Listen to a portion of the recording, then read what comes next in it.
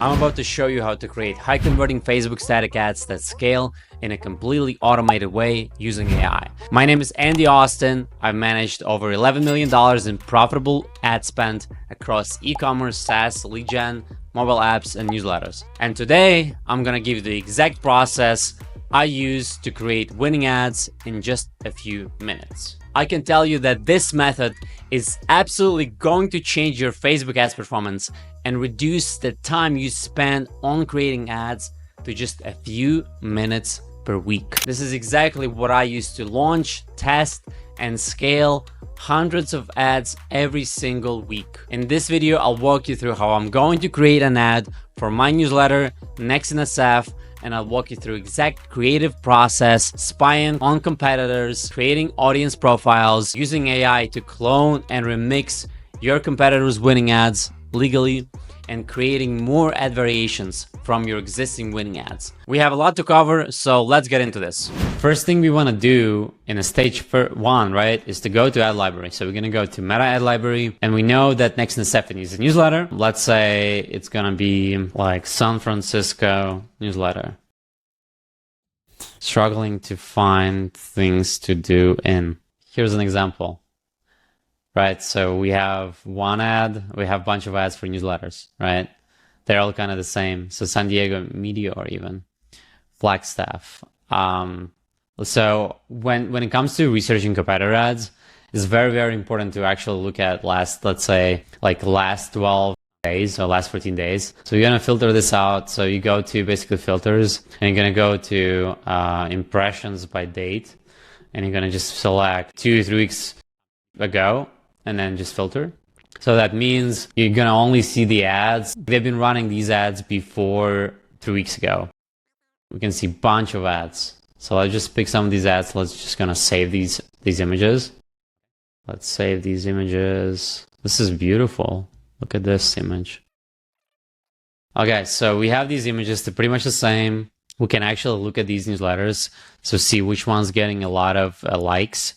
So the ones that have a lot of likes must be actually pretty successful, or like at least they've been running for a while. You want to essentially find as many new creative concepts you want. So once you do that, then you just go to automatic ads, and then you want to create your audience. So I'm going to create a product first, next in SF. And we can, so I actually have a prompt to like fill this out if you're lazy. But this part is actually super important to fill in, because the quality of the outputs will be directly related to the quality of inputs. So we're gonna copy this, let's see, paste it into ChatGPT, and then we're just gonna copy our landing page description. Maybe like, yeah, I'm just gonna copy everything really. So copy everything. And let the AI do the magic. Let's fill out this. There we go.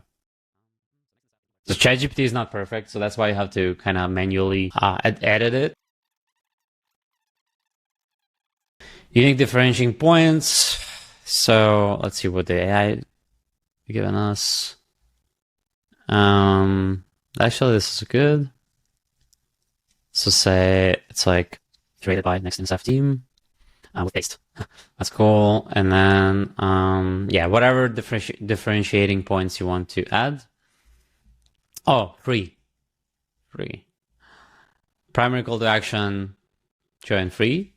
That's the action you want them to take. So say you want them to buy a product, or like sign up or fill out the form. Just type it in what you want them to do. Market sophistication level, let's keep it at 4. So this is just how saturated the market is. It's actually number 3. And then phrase exclusion list, what you do want to add. Yeah, I like these, or like these I don't like these, right? So best kept secret, I agree. We don't want these. Whatever you don't want to be in your ad copy. So we're going to submit, and then we're going to select it, and then we're going to add the audience. So we're going to create the audience. Actually, everyone, list. Actually, San Francisco locals. That's a age. It's like middle-aged, and then genders. Yeah, mostly females, but males too. So now the direct product outcome they want. So this is very important. This is what you're going to like lead in the ad, right? So, and it also depends on their awareness level. So like if they know about the problem, then they want that problem to be solved. So that would be the outcome. But if they didn't know about the outcome, then this tool will actually make it work for you. So don't worry about it. Direct product outcomes they want. This is good. Unaware. No safer problem. Yeah, this is good. They actually know. Yeah, they know about some other solutions. And also, yeah, without spending time on research. Yeah. I get a list of curated in San Francisco, a list of top curated unique experience in San Francisco, without spending time on the research. Okay, secondary outcome. So be a great friend. Be a friend. Be a friend who always knows what's happening. Don't feel left out. Never miss exclusive opportunities. It's gonna be different for each audience. So say if you're going after people that want to make friends, it's gonna be very different. But right now we're just making very broad ad, which typically would lead to like higher reach. But yeah, like the ads that are very specific to the specific audience, they will work the best if you're trying to sell them something, right? Especially when that happens. But you'll have like low reach, not as low reach, but like you'll have, there's going to be only so many people that have this specific problem. So then you might want to go like a little bit up on the awareness level of those people. I feel like the insider, definitely one they want to do. Actually, the product, we're just going to add these. I think I agree. Current frustration, yes. So low quality events. Low quality events. What they don't want to. So something they don't want to is like don't want to spend time on researching what to do. Don't want to waste time on low quality events. Okay, good. Once we added this, we're going to select the audience and we're going to click continue. And now we can create, now we can, like the first step, we can just click here. So add a new template. We can add that ad, right? So the one that we saved. So say it's, I don't know, like even this one. Yeah. So we added this competitor ad and now it's going to map all of the parts of the ad. So you can see there's a bunch of different field names. And so the hook is what this line is, right? This headline. And the body copy, we have the call to action, we have the background image. So we've already made this look like it's for everybody. Like it's, you know, it's for, we kind of made it as a template. And so now we can, you know, we can save this and we can select this ad and then we can vary it on. So we can, let's say, vary it on hooks or body copy. Okay, I want this, generate, say, like 5 ads, right? Or 7 ads. 5 ads, let's do 5 ads. But this is not a template because it's just like an ad example or like a duplicate of the ad. Because there's some templates that are like, they're actually templates, so they will add the copy based on your existing product. This is just the ad we've added, right? So I'll just wait 5 to 10 seconds. Yeah, so say we like already generated these 5 variants, but say we want the exact same image, right? So we're going to just copy paste this background image, and we can say San Francisco, yeah, with a vibrant sunset. So scenic view of San Francisco, and then we're just gonna copy paste this across all of these. right? And instead of missing out, this is good. So this is good. We're just gonna copy paste this. Maybe this is good. I like this. I like this. And then this one, struggling to find things to do. So we're gonna use this hook or use it everywhere else in San Francisco, and we're just gonna copy this everywhere. And then what else? So unlock 10 picked events. Actually, it doesn't really matter. The most important thing is the hook, the visual, and the call to action. Like the middle part is like, okay, it's not as important. So let's click generate, and we're gonna wait 45 seconds. So just wait. Okay, so we got these ads. So we're gonna download them all, and we can open this up. And so we can see they all look pretty good. Pretty much the same exact thing what we wanted. And we can just launch them. So this is one part, right? Like you can create hundreds of these variations.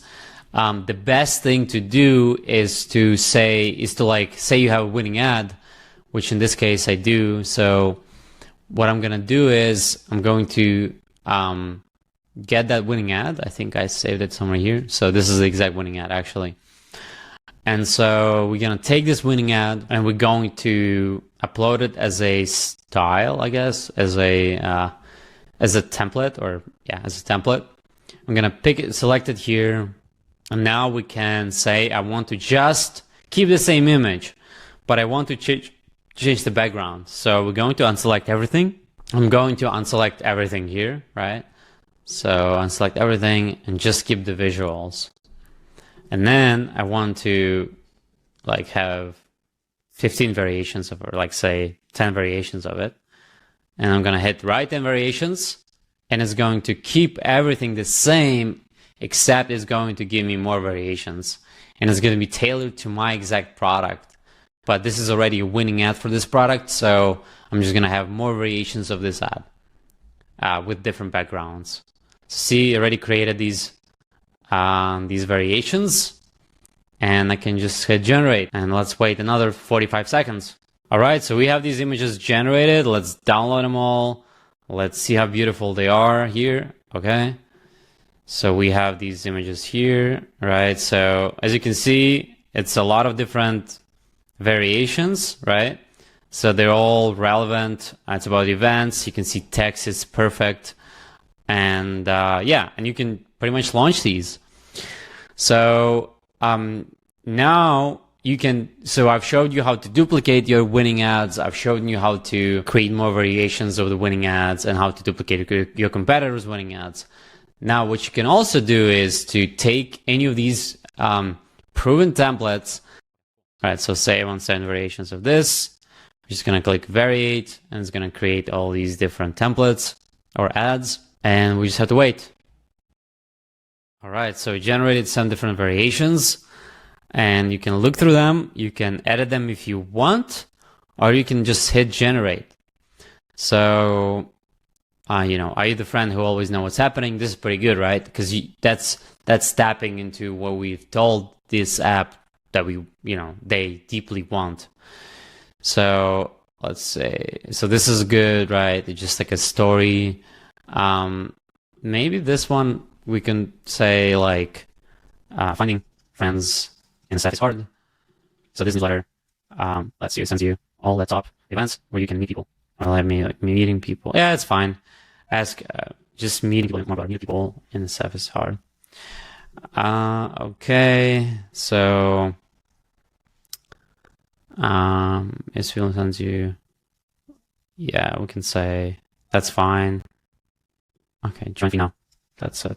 I'm gonna hit create. And so we use this template, right? And it's going to create ads based on this template. Now I've shown you, so we have this, it's working. Now, if you wanted to say generate copy, there's this GPT that I created, and I've added like all the best headlines, all the best copy pieces. So you can just use it, and you can just add like, hey, write me 5 different copy 5 different headlines.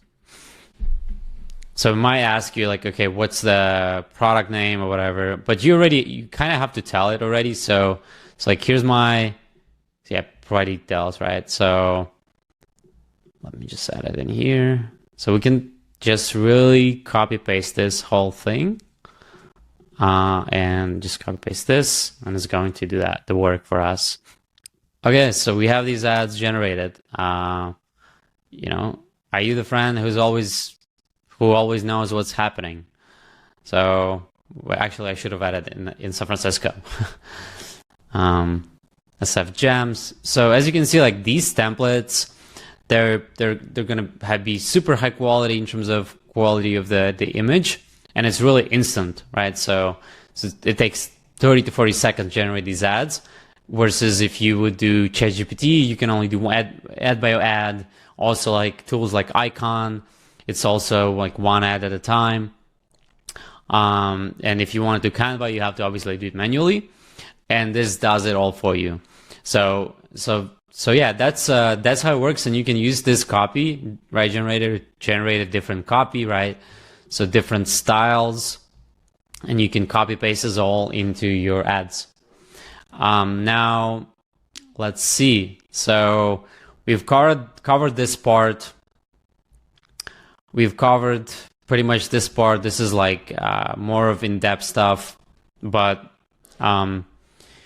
yeah, the most important one is really the product, the offer, and the creatives, and obviously post-ad experience. Like it's not just a piece of the puzzle, it's the engine. Like everything is important.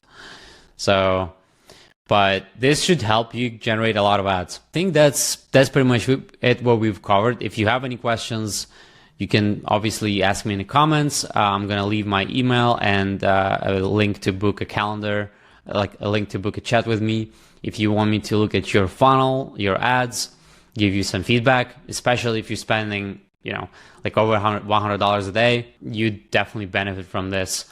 So, I forgot the technical setup.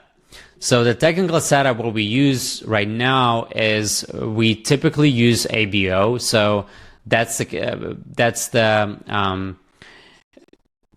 so it's campaigns in Facebook where the budget is on the ad set level. So the budget is on the ad set level, and then we put the budget of say 2-3x of target cost per acquisition. So say I want subscribers for $5 or $1. If I want for $1, it will like put like minimum at least $3, but ideally $10 or $15. And also it's target, right? But also like you have to be kind of realistic. So sometimes you don't know what the target CPA is for your audience. So if it's a new account, maybe you don't even use cost per result or bid caps or cost caps. You just select highest volume. Let me actually show you what I mean by this. So here you have obviously the campaign, and it has budget on the ad set level. So this is campaign, this is ad set, this is an ad, and you can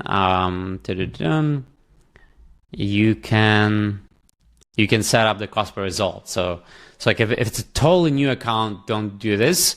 Just put, I don't know, like whatever the budget you can spend per day. Ideally, you want to spend that much money for 3 days to really see the results. Meta is really good at finding, like at testing and finding the right people. But once you get the data in the ad account, once you get say 100 conversions, you can put like $2. And so whenever you launch new ads, you can set $2. And then if Meta can find the people, they've changed the algorithm. See, like I'm going to give you this, but they're going to change something in the month and it's not going to be relevant. So I'd say still test, but I think bid caps are more conservative. So you can say put like $3, and it typically won't spend unless I'm going to get conversions to close to $3, which minimizes our downside, right? So yeah, that's pretty much it. I think we've covered a lot here today. What we do typically right now, and I'm also going to give you this document, right? But what we do is we launch a bunch of ABO ad sets, and so for each ad set, we try to keep it like at least 3 to 15 ads in it. I've noticed that if you add too many ads, it doesn't really like move anything.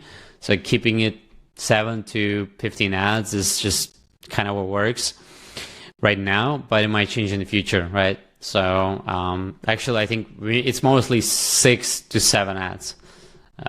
That's what we typically do right now. Yeah.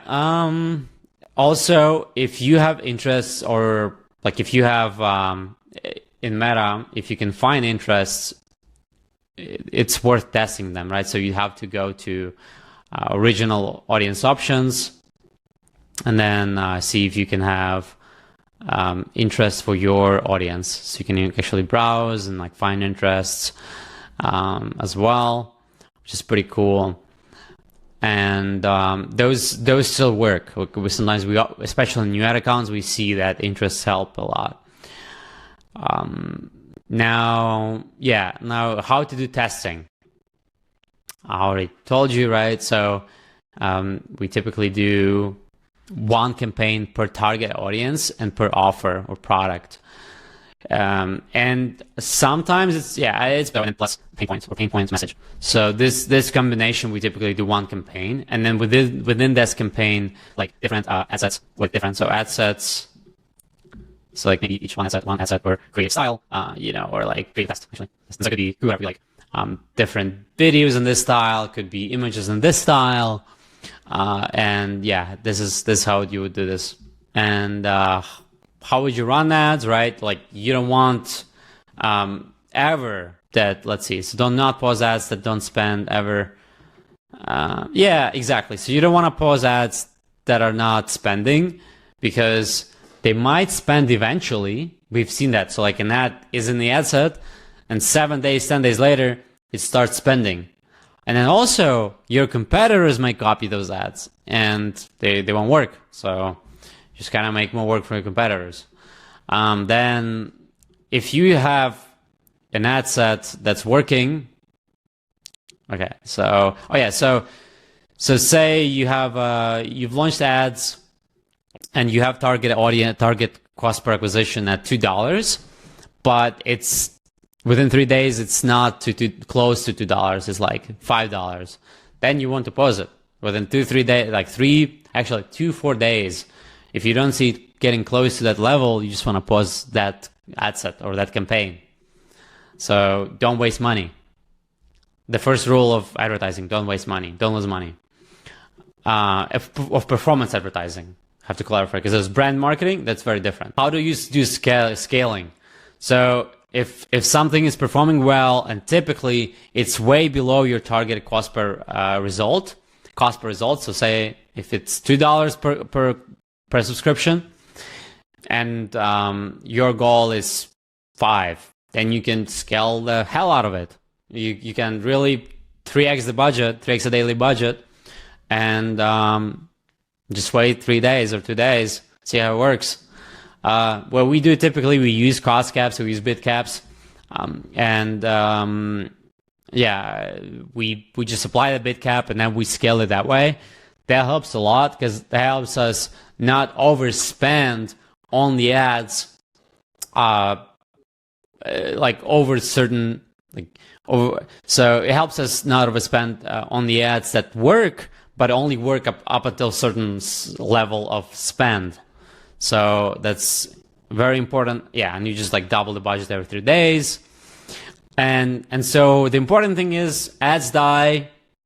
You can keep them alive by using this tool, right? So you can use you can create new hooks or visuals from the same ad, and this always works. If you're not always, but like in 90%, if you have an ad that's working, it stop working, you just create more ads with different visual and different hook, and that's it. So you just repeat this whole process and you're going to be successful. And just so you know, ads is just one piece of the puzzle. It's hard and it requires a lot of work. There's AI tools that completely automate it, like automatic ads, like ChatGPT. For video ads, there's obviously VO3 by Google, right? So this one, the Flow, extremely good tool. So and then you can create 8-second clips or possibly more, right? And you don't have to hire UGC creators. You can just edit those with CapCut. So yes, it's gonna take more time though. So that's kind of downside. But for image ads, we pretty much have them automated. There's a few image ads that this tool, the automatic ads tools tool can do right yet. And those are infographics, images with a lot of small text. It cannot do them yet well, but it's a matter of time. So maybe if you're watching this in 3 months, you already can do those. All right, well, we've covered a lot in this video. How to do competitor research, writing scripts, writing ad copy, building those ads automatically. And I've dropped links to all the tools and all the resources under this video, as well as my newsletter. Thank you so much for watching, and I'll see you in the next one.